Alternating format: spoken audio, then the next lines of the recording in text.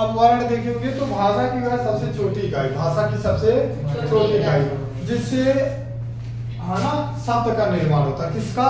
शब्द का। तो कह रहा देखेंगे भाषा की वह सबसे छोटी इकाई जिसके और टुकड़े न किए जा सके वर्ण कहलाती है। तो जिसके टुकड़े न किए जा सके मतलब जैसे देखेंगे अगर हम लिख लिए मान लो ये अक्षर, क्या लिख दिए? अक्षर। तो ए टूट जाएगा, छ टूट जाएगा, रे टूट जाएगा, टूट गया। ठीक है, तो ये देखेंगे ए प्लस ए मिल करके बराबर बना है ए। ठीक है, और यह देखेंगे ये 6 प्लस ए, 6 प्लस ए मिलके बना है 6। उसी तरीके से ये रे प्लस ए, हाँ उसी तरीके से देखेंगे रे प्लस ए बराबर रे। आप कभी बोलते होंगे देखेंगे तो आपके मुंह से उच्चारण होता है तो बोलते होंगे कै, बोलते होंगे ना कै। तो आप देखेंगे कै मतलब देखेंगे कै प्लस ए मिल के बना है क्या? कै। जैसे कै कै हो गया ख ख। अब देखिए गूंगे जो होते हैं वो कैसे बोलते हैं? ख। तो मतलब ख और ए है उनका मिल नहीं पाता, उनका जो जबान होता है वो उसको मिला नहीं पाता है जो गूंगे होते हैं, इसीलिए उनका अक्षर नहीं बन पाता उनके जबान से। लेकिन आप लोगों का हम लोगों का बन जाता है ना कै ख ग। अगर वो वही पढ़ेंगे तो कहेंगे कै, तो मतलब कै ख करने की कोशिश कर रहा लेकिन वो इसको और इसको दोनों को मर्ज नहीं कर पा रहा, मिला नहीं पा रहा। इसकी वजह से उसके जीवा से शब्द यानी वर्ड जो है अक्षर जो है वो बन नहीं रहा है, इसी वजह से, क्योंकि इसको और इसको मिलाने के बाद से ये पूरा बना है। और हमारा क्या होता है, हमारा तुरंत मिल जाता है, लेकिन छोटे जब होते हैं तो नहीं मिलता है ना, इसीलिए देखेंगे तो मम्मी को बुलवाना पड़ता है, बार बार वो रिपीट करवाना पड़ता है। अच्छा कै बोलो कै, तो फिर बाबू धीरे धीरे धीरे सीखता है ना। उसी तरीके से जो गूंगे होते हैं जो मतलब बोल नहीं पाते हैं उनके जबान से शब्द नहीं बनता है, यही सब शब्द नहीं बनता, इसीलिए वो गूंगे होते हैं। नहीं तो देखो अचानक से चिल्लाते हैं जब तो अचानक से पूरा चिल्लाते कलमा खा जाते हैं, है ना। चिल्लाते हैं बहुत तेज से, वो कुछ न कुछ बोलने की कोशिश करते हैं लेकिन फिर भी उनका कोई बात सुनाई भी नहीं करता है, कैसे सुनेगा कोई। तो ये होता है। तो उसी तरीके से ये वर्ड है, वर्डों के मेल से ही हमारा शब्द बनता है। तो सबसे छोटा इकाई, सबसे छोटा शब्द, सबसे छोटा तोड़ेंगे अगर किसी शब्द को तो किसमें टूटेगा? वर्ड में। किसमें टूटेगा? वर्ड में। किसमें टूटेगा? वर्ड में। अब जैसे देखेंगे फॉर एग्जाम्पल देखेंगे तो एग्जाम्पल में देखेंगे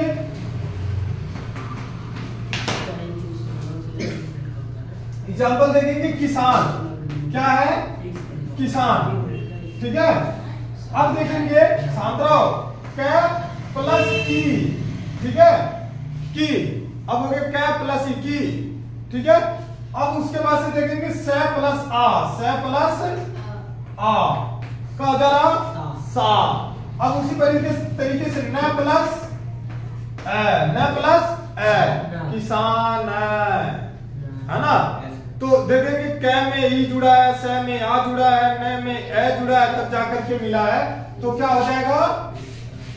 किसान। ठीक है, नोट करो एग्जांपल नोट करो। अब अगला यही देखेंगे और अगला है इसी में फसल, क्या है? फसल। तो अब देखेंगे प्लस ऐसे ना है ना, से ले फसल।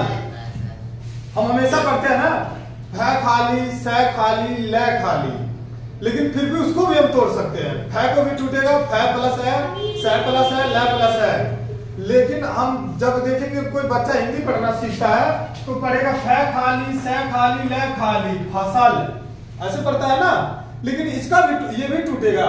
अब ये जो टूट रहा इससे ज्यादा नहीं टूट सकता, ये एकदम सबसे छोटी इकाई है। कैसी इकाई है? सबसे छोटी इकाई, इससे छोटी इकाई नहीं है, इससे छोटा वर्ड नहीं है। तो देखेंगे से। अब ये देखेंगे हलंत लगने का क्या मतलब होता है? स मतलब आधा, है मतलब आधा, हलंत मतलब ये पूरा नहीं है, आगे वाला मिल करके तब ये पूरा बना है। तो यहाँ जो ये हलंत लग रहा इसका बहुत ज्यादा रोल है, ये पूरा नहीं है, आगे जाकर के वो ए मिल करके तब जाकर के पूरा फै बन रहा। तो फै से, तो से प्लस ए तो बराबर से, अब ले प्लस ए तो क्या हो जाएगा पूरा ले। अब इसको मिलने के फै से ले तो हो जाएगा पूरा फसल। क्या हो जाएगा फसल। नोट करो, वर्णों के समूह को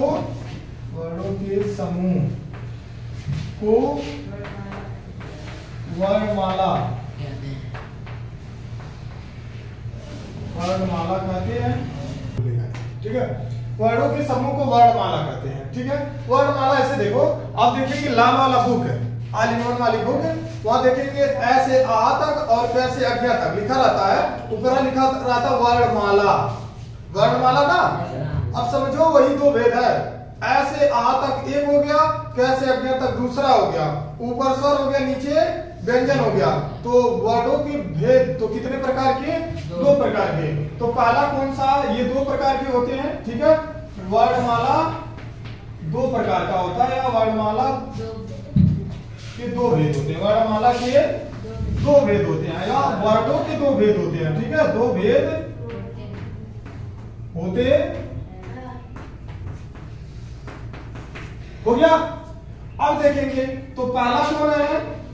स्वर। पहला कौन है? स्वर। और दूसरा कौन है? वर्णों के समूह को वर्णमाला कहते हैं। वर्णमाला के दो भेद होते हैं, वर्णमाला के दो भेद होते हैं। तो देखेंगे स्वर और व्यंजन, स्वर और व्यंजन। अब जैसे देखेंगे तो ऐसे आहा तक क्या होता है? स्वर।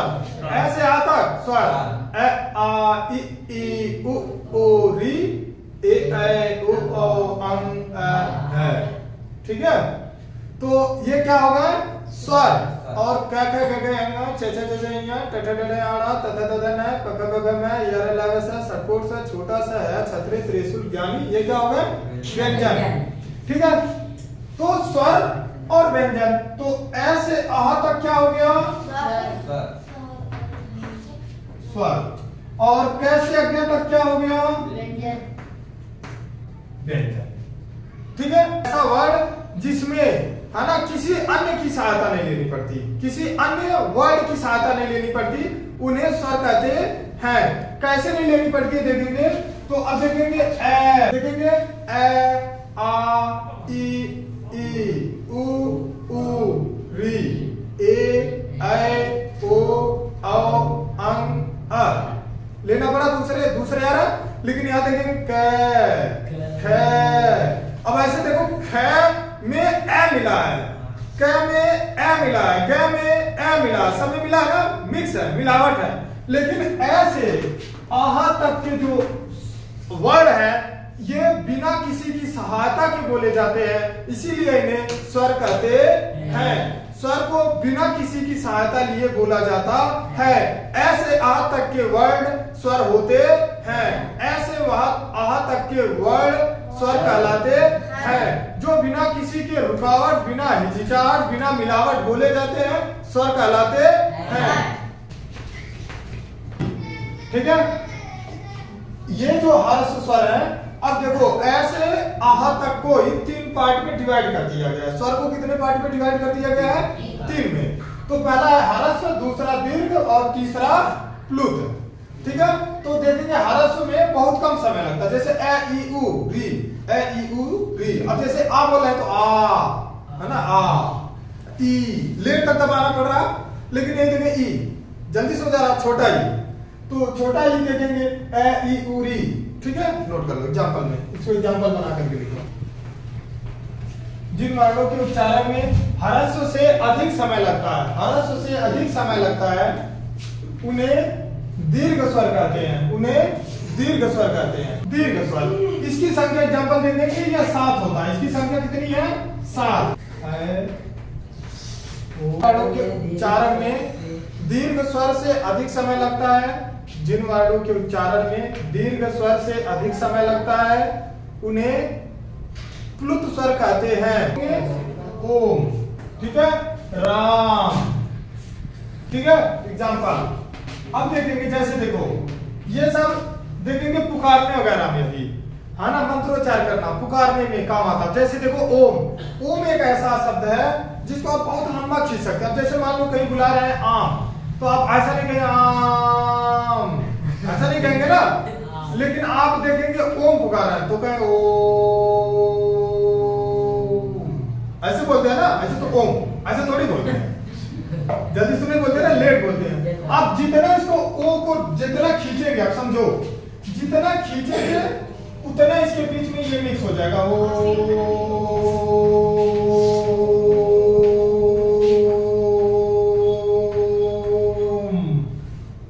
अब देख लो, अब ये इतना लंबा हो जाएगा।